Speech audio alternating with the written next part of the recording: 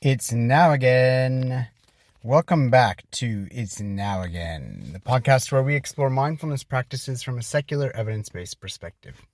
I'm your host, Jeremy West, and today we're going to tackle a concept that can feel difficult to embrace: letting go of control. We all like to feel in control of our lives. Whether it's our relationships, our careers, or even small day-to-day decisions, control gives us a sense of safety and certainty. But as much as we try, there are so many things in life that we simply cannot control. And when we cling to control in those situations, it often leads to frustration, anxiety, and stress. Mindfulness offers us a path to navigate these challenges by teaching us how to let go of the need for control and embrace life as it unfolds. Letting go of control doesn't mean becoming passive or giving up. It means recognizing when we are holding on to things too tightly, especially things we can't change, and learning to release that grip with awareness and compassion. This is where mindfulness can be so powerful.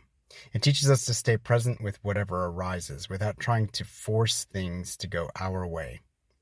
One of the key insights in mindfulness is the understanding that much of our suffering comes from resisting reality, wanting things to be different from what they are. When we try to control everything, we're often pushing against the natural flow of life, and that resistance creates stress. Mindfulness helps us shift from a mindset of control to one of acceptance, accepting that we can't change everything, but that we can always choose how we respond.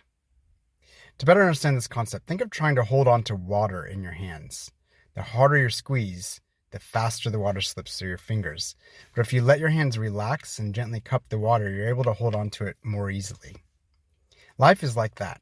The more we try to force things to go a certain way, the more we struggle. But when we relax our grip and let go of the need of control, we find more peace, clarity, and ease. Now, I know that letting go of control can be easier said than done.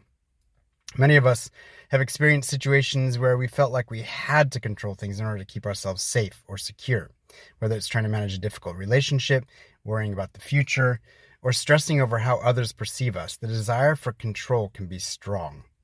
But mindfulness invites us to recognize when we are gripping too tightly and to ask ourselves, what am I trying to control that I can't?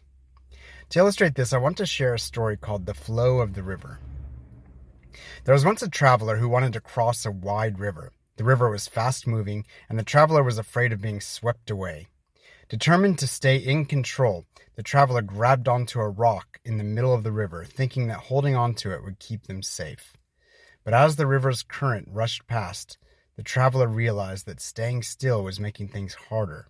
The water was pulling at them, and their grip on the rock was becoming more difficult to maintain. Finally, exhausted, the traveler let go of the rock.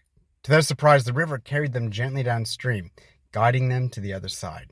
It was only by letting go of control that they were able to move with the flow and reach their destination. This story reminds us that sometimes the more we try to control a situation, the harder things become. By letting go and trusting the flow of life, we can often find ourselves moving in the right direction with less effort and stress. Now that we've explored the concept of letting go of control, let's talk about some practical steps you can take to practice this today. Number 1, identify what you can and can't control.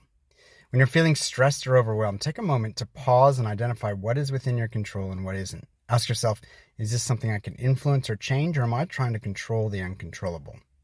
This practice helps you focus your energy on what you can change rather than getting stuck in the frustration over what you can't. Number 2, practice mindful acceptance. If you recognize that you're trying to control something you can't change, practice mindful acceptance. This does not mean giving up or resigning yourself to the situation. Instead, it means accepting the reality of the moment as it is. You might say to yourself, this is how things are right now, and that's okay. By accepting the present moment, you can release the resistance that often leads to stress and anxiety. Number 3, let go of attachment to outcomes. One of the reasons we cling to control is because we're attached to a specific outcome. We want things to turn out a certain way. Mindfulness teaches us to let go of that attachment and to focus on the process instead. You might set an intention to do your best in a given situation, but then release any expectation of how things should turn out. This shift in focus helps you stay present and reduces the pressure to control everything. Number 4, trust the flow of life. Trusting the flow of life means recognizing that even when things feel uncertain, life has a way of working itself out. When you let go of the need to control every detail, you create space for new opportunities and solutions to emerge. The next time you're feeling overwhelmed by a situation, remind yourself to trust the flow. Let go of your tight grip and allow life to unfold as it will. I like to look back at life and realize that I'm still alive. All the things that I worried about in the past, something always worked out. Usually not by my control. And number 5, set an intention for letting go of control. If this is what you'd like to work on, you might make today's daily intention: how many more ways can I continue to release control and embrace acceptance even more? This intention will help you stay mindful throughout your day, encouraging you to let go of unnecessary control and to accept the flow of life with grace. Mindfulness teaches us that while we can't control everything, we can always choose how we respond to the present moment.